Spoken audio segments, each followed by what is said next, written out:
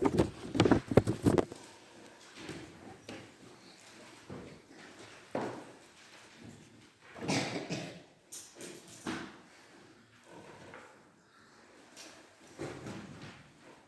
morning, once again to you. Our reading was going to be taken from Luke chapter 17. It's just a single verse. And that verse says, remember Lot's wife. This is Jesus who said those words. He just said in that verse, it's one of the shortest verses definitely in the New Testament. One of the very, very short verses in the New Testament. Jesus just said, remember Lot's wife. In fact, this is one of the verses, or one of the times when we read such a verse, when we will actually see the need of knowing the Old Testament. Because you can never understand, or you can never have an idea of what Jesus was talking about when he just said, remember Lot's wife, if he has never read the Old Testament. So other than in Luke chapter 17, verse 32 in particular, which we have just talked about, we are never going to know, other than this passage in Luke chapter 17, we have to go back to Genesis chapter 19 to know more about this woman that is called Lot's wife. She also happens to be one of the women that we hear about in the Bible whose names we were not told. We also know about a woman who was Noah's wife. We don't know her name, we were not told. In the book of Judges, we read about, I think it's in chapter 13, when we read about a man that was called Manoah, who became the father of Samson. His wife is also just referred to as the wife of Manoah, who was going to be the mother of Samson, one of the judges, in fact, the strongest judges that we have ever read about. So there are a couple of other women whose names we really don't know, we were not told. One of those women is Lot's wife. She's just known as Lot's wife. So Jesus actually said, remember Lot's wife. So I've said we have to go back to Genesis chapter 9 to know more about this woman. We know, of course, that the angels of God, he had told Lot, if you go back with me, if you don't mind, to Genesis chapter 9, we know Genesis chapter 19, we know definitely that in chapter 18, there are angels that came, that visited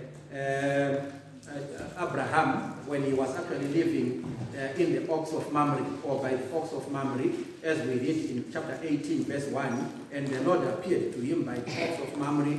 There are some angels that are also going to be there, and there is going to be a promise that the city of Sodom and the city of Gomorrah were going to be destroyed. They were going to be destroyed because as God is talking to Abraham, he told him that there has been an outcry about the bad things and about the wickedness that is actually taking place in these two cities. So God is going to say to Abraham, I am going to go and investigate and see if this outcry is so, or see if this outcry is true. So in chapter 18, we are going to see, reading from about verse 22, we are going to see Abraham, who is going to try in vain to intercede for the cities of Sodom and Gomorrah. And we would understand why he was trying to intercede for these cities, because there was Lot, his nephew, who actually lived in one of these cities. So he was trying by all means to save Lot and probably to save his family as well. So Abraham is going to come to God and say, what if you go in Sodom there and you find that there are 50 people who are not wicked as everybody? What are you going to do? And of course God is going to say, I'm not going to destroy the city. But Abraham thought, well, maybe 50 is too big a number. Why do they reduce it to 45? And still God said, for 45, I'm not going to destroy the city. Then he reduced it to 30. He reduced to 40.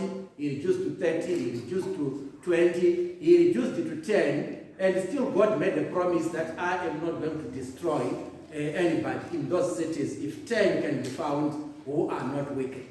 So when we jump into chapter 19, then that's the account we find in chapter 18. In chapter 19, we are then going to see the angels, two of them that are going to be sent by God, and they are going to go into to the city of Sodom. As we read from verse 1, it says, the two angels came to Sodom in the evening, and Lot was sitting in the gate of Sodom. When Lot saw them, he rose to meet them, and he bowed himself with his face to the earth, and he said, my lords, please turn aside to your servant's house. Turn aside to your servant's house and spend the night and wash your feet. Then you may rise up early and go on your way. They said, no, we will spend the night in the town square. But he pressed them strongly, so they turned aside to him and entered his house, and he made them a feast, and he baked unleavened bread, and they ate. If we continue in verse 4, it says, but before they lay down, the men of the city, this is the men of Sodom, you remember God has said, I am going to go into Sodom and investigate. There has been an outcry about the wickedness that is taking place in Sodom. So I am actually going to investigate to find if this wickedness is so. So already, what a way to prove the wickedness by these men. When the angels have come and Noah has actually given them refuge. From verse 4, we are going to see the wickedness perpetuating itself in Sodom, because this is what we are going to discover from verse 4. But before they lay down, the men of the city, the men of Sodom, both young and old, all the people to the last man surrounded the house. This is the house of Lot. And they called to Lot, where are the men who came to you tonight? Bring them out to us, that we may know them. Of course, other versions or other translations will tell you that they wanted to sexually abuse them. So in other words, they are saying, let them come to us, we want to have sex with them. So in verse 7, he said, and said, I beg you, my brothers, this is Lot now, my brothers, do not act so wickedly. Behold, I have two daughters who have not known any man. Let me bring them out to you and do to them as you please. Only do nothing to these men, for they have come under the shelter of my roof. But they said, stand back. And they said, this fellow, referring to Lot, this fellow came to sojourn, and he has become the judge. Now we will deal worse with you than with them. He is talking about Lot. They are talking about Lot because Lot was really a visitor. He was a stranger. He was a sojourner in Sodom, because you remember when they actually had to part ways, that is Lot and Abraham. In Genesis chapter 3, we have an account of them parting ways, and Lot is actually going to come down, and eventually he is going to find himself living amongst the people of Sodom. So they are now accusing him of being a sojourner, yet you are now trying to tell us what to do. If we pick it up from verse 10, but the men reached out their hands and brought Lot into the house. This is the angels that had come under Lot with them, and shut the door, and they struck with blindness the men who were at the entrance of the house, both small and great, so that they wore themselves out, groping for the door. Now, we want to learn more about this woman that is called Lot's wife. When we go into verse 13 of chapter 19, where we are reading, this is what we are going to discover. Even from verse 12, then the men said to Lot, have you anyone else here, sons-in-laws, sons, daughters, or anyone you have in the city? Bring them out of the place. But this is the reason why the angels wanted them to be brought out. In verse 18, for we are about to destroy this place, because the outcry against this place, against these people, has become great before the Lord. And the Lord has sent us to destroy it. So if we continue, Lot was also told, that is in verse 18, if we jump to verse 15, we are also going to see something that Lot is going to be told. And the angel said to Lot, up, take your wife and your daughters who are here, lest you be swept away in punishment of the city. That is in verse 15. But also, the most important command is then going to come, or it was given in verse 18. If you are going to jump, verse 17, if you are going to jump verse 16 and you come to verse 17, this is what the angels are going to say to Noah. Escape for your life. Do not look back or stop anywhere in the valley. Escape to the hills, lest you be swept away. So, when the Lord is going to rain on Sodom and Gomorrah, sulfur, depending on the translation you are reading, some will say sulfur, some are going to say brimstone. God is going to rain sulfur or brimstone and fire. Lot's wife is going to look back, and she actually became a pillar of salt. That is what we actually read in verse 26. So why is Jesus saying we should remember him? Remember Lot's wife. I have said in the New Testament, other than that passage where where Jesus actually tells us to remember Lot's wife, we don't have more information about this woman. Even if we come back to the Old Testament, we will only find more information about this woman in Genesis chapter 19. And we have actually seen that the angels of the Lord have come into Sodom. The angels of the Lord have actually come to Lot, and Lot has found favor, and they've told Lot to go out of the environs of Sodom and Gomorrah, because they are about to destroy these two cities because of their wickedness. Lot has been told specifically to escape with his life.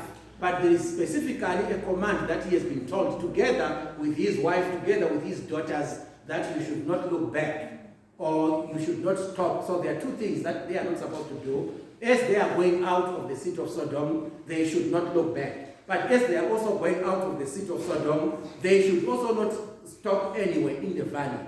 They are supposed to escape to the hills, lest they were also going to be swept away together with Sodom, together with Gomorrah. So God is actually instructing Lot to go out of Sodom and Gomorrah. But when we read verse 26, we are actually going to discover, if we jump quickly to verse 26 there, we are going to see that, but Lot's wife, well, verse 25 says, and he overthrew those cities and all the valley and all the inhabitants of the cities and what grew on the ground. Verse 26 says, but Lot's wife behind him looked back, and she became a pillar of salt. Jesus is saying we should remember her. Why should we remember her? I think we should remember her because of the four things that I'm actually going to suggest to you now. They will actually help us to understand that if God has said this, we are supposed to say to do it exactly as he has said. Only Lot and his two daughters were saved. They are saved, and they are going to survive longer than their mother. If you are talking in the context of the girls, or if you are talking about Lot, he is going to survive his wife, because there is something that he followed which his wife did not follow. This must have been a painful, if you think about it, this must have been a very painful and traumatic experience. These guys, they are actually walking, so there are four of them. This is Lot, this is his wife, these are the two daughters. They are walking out of Sodom, and they are supposed to go where the angels have said you must go. And the instruction is you should not look back. So as they are walking, Lot's wife is going to look back, and instantly she's going to turn into a pillar of salt. But there is Lot, there is the mother, there is Lot, and there are the children or the daughters. They are supposed to continue walking, because if they also look back to find out what has happened, they are also going to turn probably into pillars of salt. So they are supposed to continue walking. I don't know at what stage they are actually going to discover that they didn't have a mother. I don't know at what stage he's not going to discover that he no longer has a wife. I don't even know whether they ever discovered that she actually turned into a pillar of salt. But at this particular time, they are supposed to continue walking, because if they stop or if they look back, a disaster is also going to strike. Why? Because God had said they were supposed to continue walking. So there are four things that I want us to suggest. I would call them four lessons that I would want us to remember about this story. When Jesus says, remember Lot's wife, what is he talking about? What is it that we are supposed to remember, which happened to Lot's wife, for us then to understand what Jesus was talking about in Luke chapter 17, verse 32. The first thing that I want to suggest, which is a lesson that we should take home from Lot's wife, is that Lot's wife perished, and we have no doubt about that. She turned into a pillar of salt. Why did she turn into a pillar of salt? Because she was disobedient. But what lesson do we take away from there? The lesson that I want us to take, the first one is she perished, Lot's wife, even though she was the wife of a righteous man. Did you get that correctly? She is going to perish, even though her husband was righteous, she still perished. Is that important? When we read the Apostle Peter, when he wrote in 2 Peter chapter 2, verse 7 and 8. In verse 5, he actually told us about a man that was called Noah, who was a preacher or he says a preacher, or depending on the translation you are reading, or the herald of righteousness. But when it comes to verse 7 and 8, Peter actually wrote about Lot, and this is what he said about him. In fact, he is going to give us a picture of Lot as being a righteous man. The righteous, of course, are going to obey the commands of God. Lot did exactly that. He obeyed the commands of God, but his wife did not. His wife disobeyed by looking back. And of course, we all know, and we will probably all agree that righteousness is an individual's responsibility. One cannot be righteous on behalf of another. Lot is very righteous, but he could not be righteous on behalf of his wife. A wife can be righteous, but she is not going to be righteous on behalf of a husband. Neither can children be righteous on behalf of their parents, or parents be righteous on behalf of their children. You can go on with all the relationship connections that we have. You cannot be righteous on behalf of your siblings. Neither can your siblings be righteous on your behalf. This is an individual's responsibility, and we cannot be righteous on behalf of another. Even Paul actually wrote in Galatians chapter 6, verse 5, and he actually told us that each would have to be his own Lord. And that actually is also supported by Ezekiel. Remember, in Ezekiel chapter 18, Ezekiel actually writes about the soul that sins, which is going to die. In fact, he's going to make sure that the Israelites of the day understood that you are not going to die for the sin of your father. Neither is a daughter going to die for the sin of your mother. But you are going to die for your own sin. It's that soul which sins, which actually is going to die. So righteousness is needed. But righteousness can only be an individual's responsibility. Lot's wife is going to die. She is going to perish. Even though her husband was righteous, she still perished. That's the first lesson that I want us to remember about Lot's wife.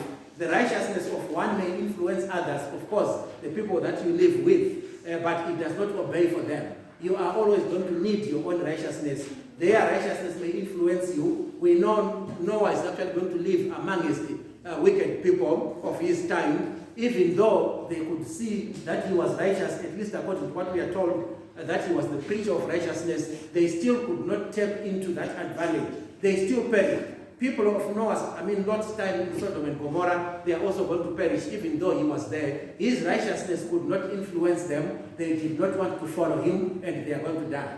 That is also important even during our own time now, because your righteousness should influence others. But if they decide not to see anything good in your righteousness, they are still going to perish, even though they live with you who is righteous.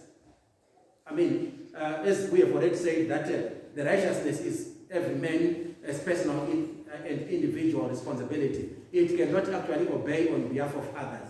So the first thing that I want us to remember there, she actually died even though she was a wife of a righteous person. The second thing that I want us to take away is that she perished even though she was warned of the danger. Did they know about the danger? Definitely they did. They actually knew. In verse 17 it's very clear. God actually told them that escape for your life. Do not look back, or don't stop anywhere in the valley. Escape to the hills, lest you also be swept away. As Sodom and Gomorrah are going to be destroyed, you are also going to be destroyed unless you get out of this grove and you start going. But while you are going, don't stop. While you are going, don't look back. Go straight until you get to where you are supposed to go, because you are also going to be destroyed. This is a clear, the warning was very plain, it was crystal clear, and it was definite.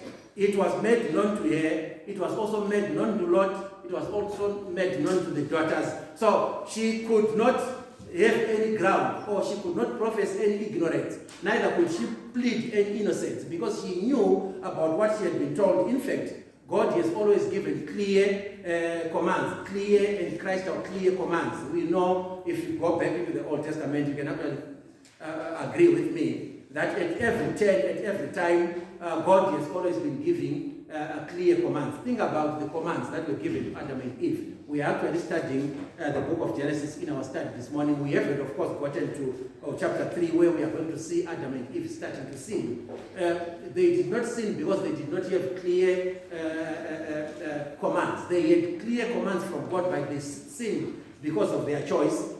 Think about the commands that were given to the children of Israel throughout their existence. Were they not clear? They were very clear. And in like manner, there are also warnings and commands. Very clear, very plain to us that are also given by Christ, which we should do good to follow. In fact, we actually have a warning in Hebrews chapter 2, reading verse 1 and 3. Therefore, we must pay attention, or rather it says we must pay much attention to what we have heard, lest we drift away from it.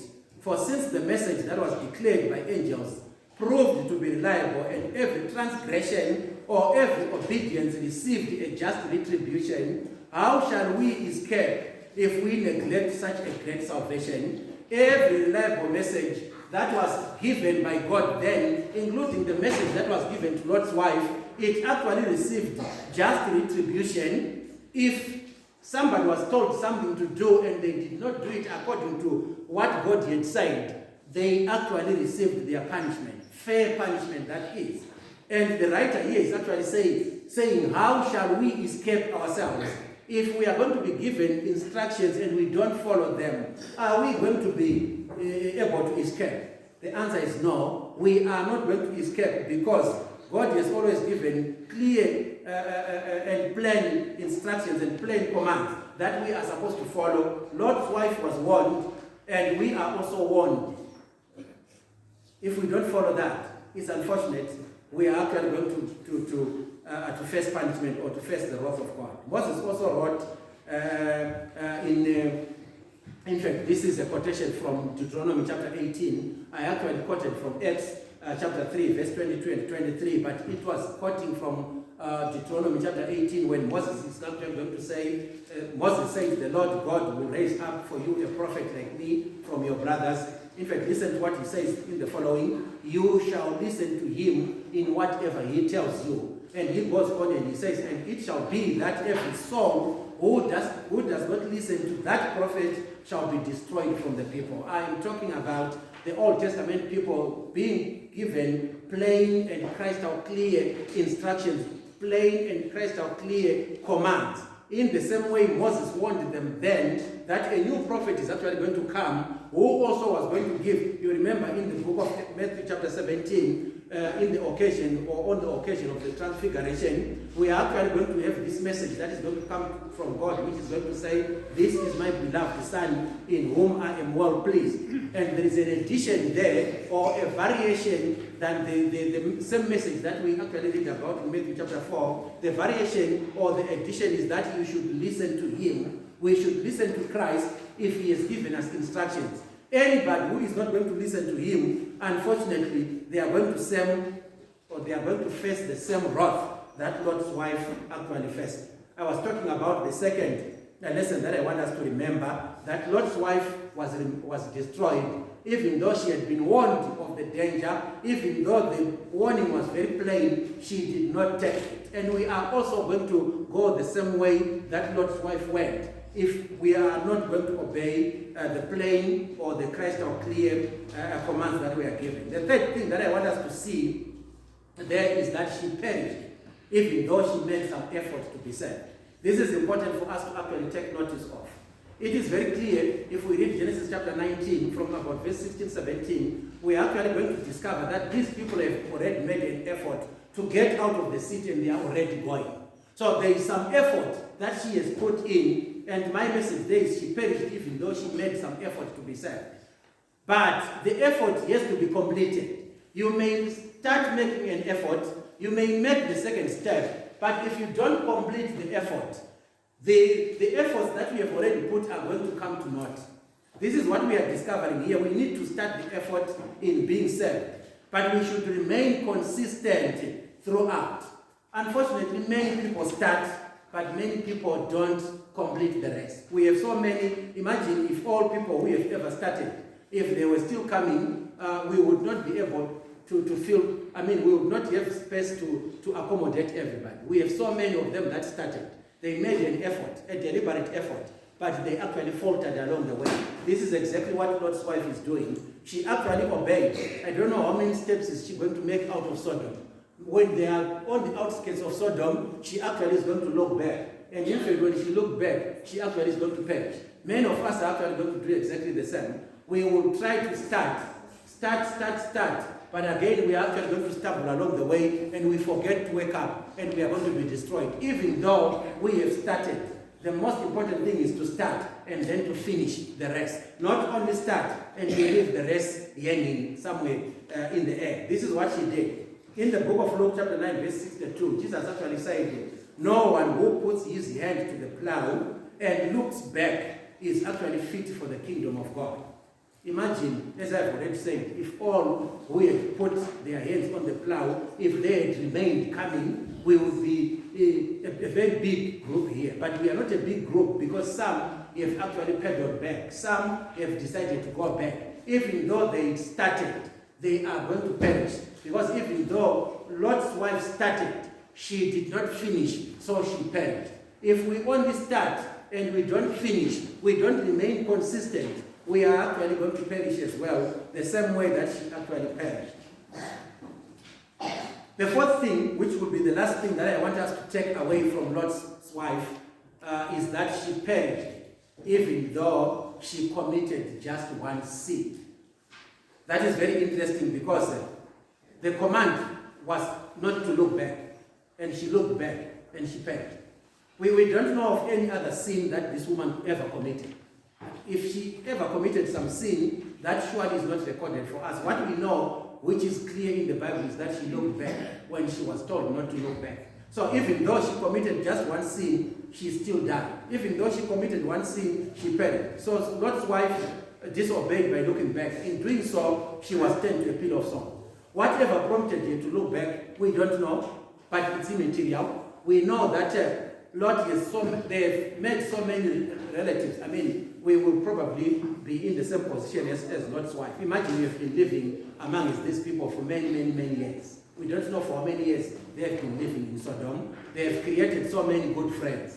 They have created so many good memories. Probably they have acquired so much in terms of property, or in terms of possessions, in terms of everything. We don't have a record of them being instructed to take everything they had. In fact, the clear assumption would be that they were not able to carry anything with them.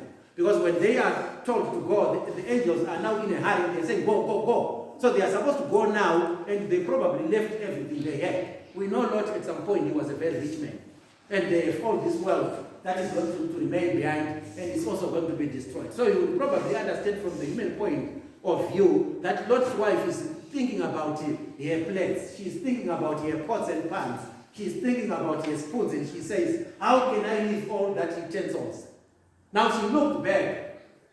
She's justified to think from the human point of view because she wants to see what's happening and what's going to become of that. But according to God, you are not supposed to look back. God, as I have said, she still is going to be destroyed, even though she still had probably justifiable reasons to look back. She still is going to be destroyed because all that is immaterial. God's command is you are supposed to go and don't look back. So she's still going to be destroyed. And of course, many of us, many people today, they would also say, well, one sin is not enough. In fact, we have heard people misquoting Ephesians chapter 2, verse 8, which actually tells us that we are saved by grace. You probably have heard so many people telling us that, well, you may do whatever you want to do. You really don't need to be strict with people. After all, we are going to be saved by grace. That's very true. We are going to be saved by grace, but we should also remember that in James chapter 2, verse 10, it's not actually an opposite of Ephesians chapter 2, verse 8.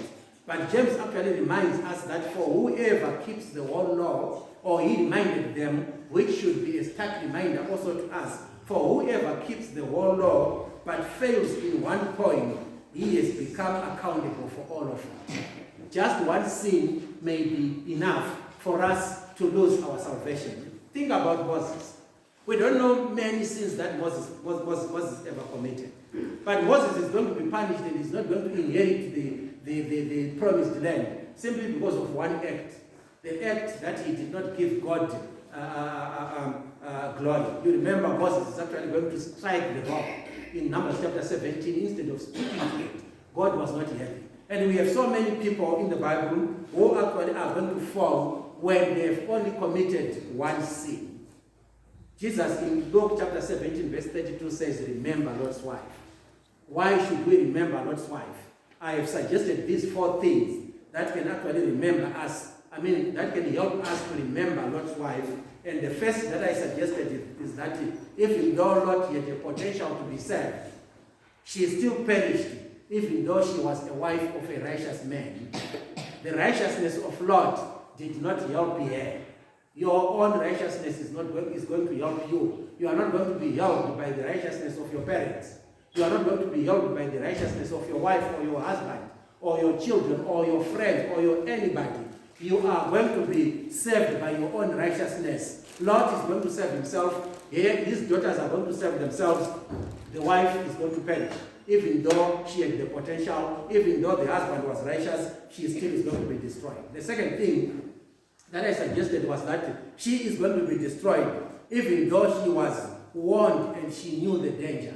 The danger had been given beforehand.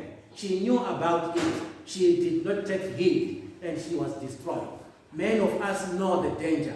Many of us have been warned before, but many of us are relaxing, and we are going to be caught napping because even though we know the danger, many of us may still be destroyed at the end. The third thing I suggested was that she was still destroyed, even though she had made some effort. She began the process of salvation, but she did not complete it, so she actually perished.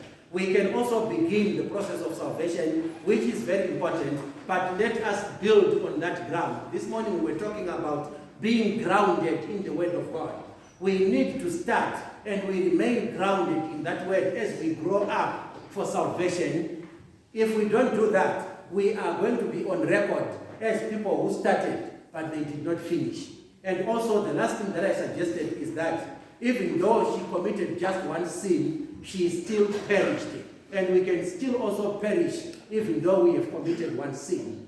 Because God does not want us to commit sin, so we should guard ourselves against committing a sin. But if we have committed one, then we need to repent of it. Because if we don't repent of it, we are also going to perish. Jesus said to them, then remember Lot's wife. And Jesus is still saying to you and me today, Luke chapter 17, verse 32, remember Lot's wife.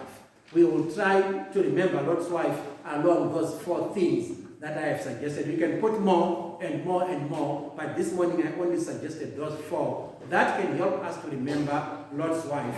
She perished even though she was a wife of a righteous man. She perished even though she had been warned and she knew the danger that was coming. She perished even though she had made some effort to start her salvation. She also perished even though she had committed just one sin, but she still died.